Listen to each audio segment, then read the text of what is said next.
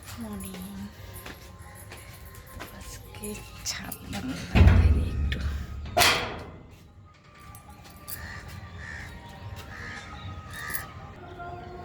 এই ফুলটা নিজের থেকেই ছিঁড়ে পড়ে গেছে,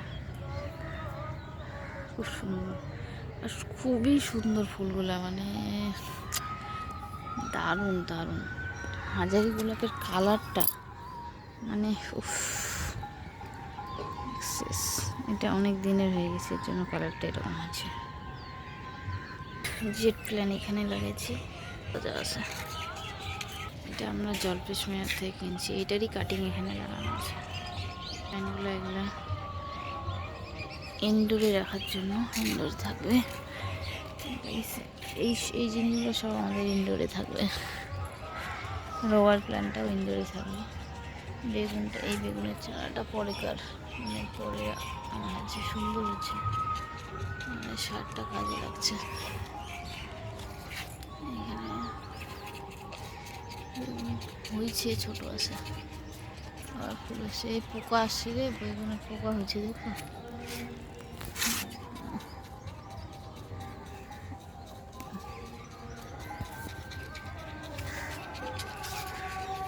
আমাদের বেগুন আছে এই গাছে।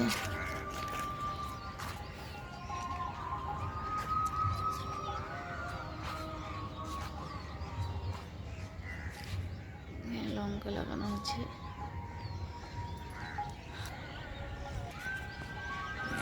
জল দিতে লাগবে না আজকে পুরো। কালকে রাতে কি জল হয়েছে? বৃষ্টি হয়েছে কালকে রাতে? বৃষ্টি হয়েছে এখানে। আগাছাগুলো সেদিন আমি উঠাই দিয়েছি, আবার হয়েছে। আরে বললাম না কালকে ছাদে জল উঠে গেছে। এটার চারা বেরোয়েছে, এগুলো জলপেশ মেলার থেকে আনার পরে তার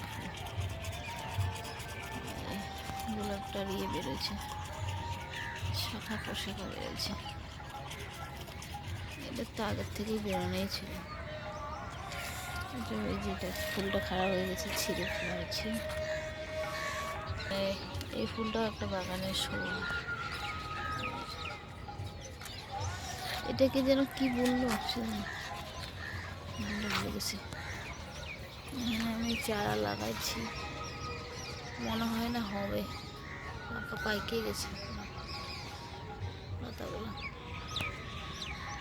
জেট প্ল্যান আর ওই যে ফুলটা, পাথরকুচি ফুলটা, এটা সুন্দর। অনেকদিন পর লাগলো এই ফুলটা আমাদের।